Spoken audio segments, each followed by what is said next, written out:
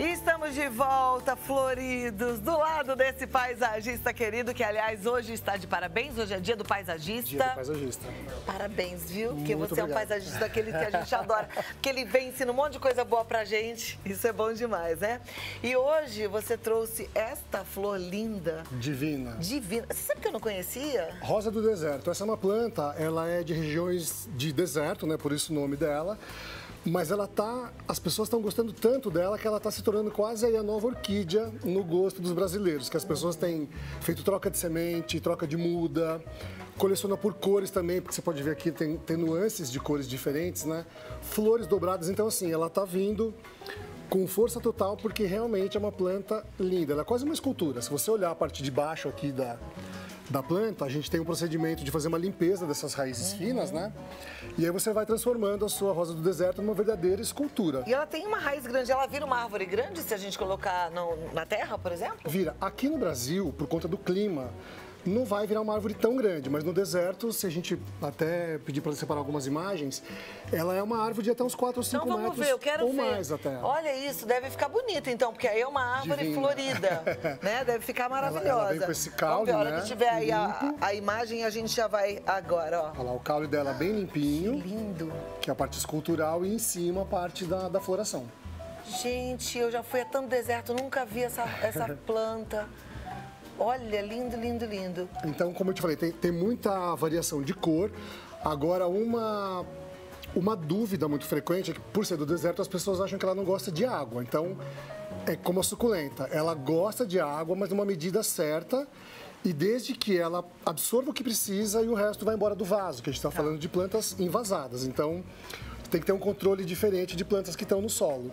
Então, o substrato, até eu trouxe aqui uma mistura que eu costumo usar de terra vegetal com vermiculita, né, ou pode ser areia, e uns pedaços de carvão também, para ajudar que a água passe por ela, escorra e não fique empoçada. Tá. Que o problema dela é apodrecer as raízes por excesso de água. Então ela gosta sim que você regue, mas Não muito, né? Não vai deixar afogada. Para passar uma medida mais ou menos padrão, em épocas bem quentes, como agora, a gente tá, pode ser de 2 a 3 vezes por semana. Em épocas de frio, 1 vez por semana. Tá. E na dúvida, toca o substrato, vê ali se está muito seco ou se está úmido, e você faz a rega ou você pula a rega. Tá, já. Eu trouxe aqui aqueles truques caseiros. Que é isso? Que eu sempre gosto de Parece atacar. Canela. É canela em pó, mesmo? canela em pó. Que tem um poder antifúngico. Ela combate a entrada de fungos na planta. Quando a gente faz esse tipo de limpeza, aqui, essa parte da planta estava enterrada. Tá. Estava para baixo. Então, quando a gente levanta, você vai cortando as raízes finas com um estilete bem limpinho. Só deve fazer com o estilete. Tá. E bem limpo, para não machucar demais a planta. Cortou, faz a cicatrização com a canela.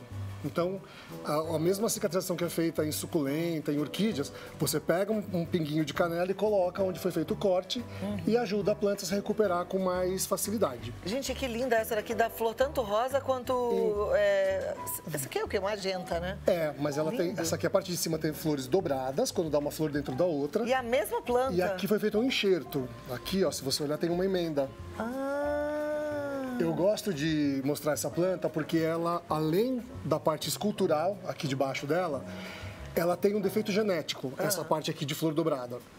Então ela dá muitos botões, mas não tem força para abrir a flor. Então, com o tempo, esse botão cai e não abre. Então, eu fiz o enxerto dela com outras cores, que é um procedimento que eu já vou falar. E a cada floração, a parte que não abria, parece que ela está ganhando forças para conseguir uma ou outra flor chegar abrir. Então você diferente isso, né? Você ainda acompanha esse desenvolvimento da planta, tanto em crescimento quanto em comportamento. Você consegue interagir com a... Impressionante, com a não sua conhecia rosa. isso. Vamos aprender juntos aqui, tá bom? Certo, então, uma outra pergunta que gera muita dúvida, se é obrigatório fazer esse levantamento do caudex, que é essa parte aqui de baixo. Não é obrigatório, mas a planta fica muito mais bonita.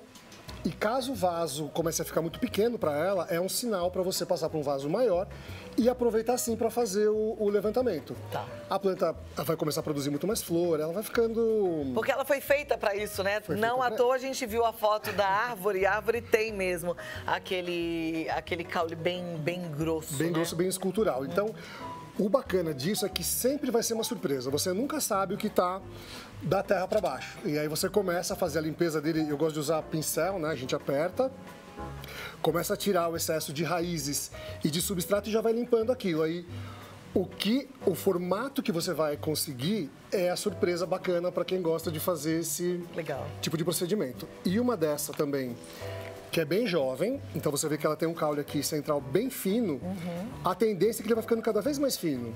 Se eu quiser engrossar, a gente faz o corte nesse aqui, essa parte vira uma muda nova, e essa parte de baixo, esses galinhos vão soltar outros mais, então ela vai começar a virar uma outra planta. Então você consegue mudar a direção, a forma que ela iria. A forma que ela iria, exatamente. A forma da escultura, né? E a forma da copa dela também. Algumas você faz o corte nesse galho fino e ela rebrota de uma forma assim muito espetacular, com muitos galinhos novos. Muito lindo, a natureza então, é demais. É demais. Né? Então é uma planta que está ficando popular, ainda bem, porque ela merece isso muito mais. E que vai acompanhar as pessoas por um longo tempo. Não é uma planta para você descartar. Passageira. Não é passageira. E ela pode ficar dentro de casa? Ótima pergunta, porque a vontade é deixar bem perto da visão. Só que como ela é uma planta de sol pleno, vai ter que ser numa varanda que pegue pelo menos de 4 a 6 horas de sol por dia.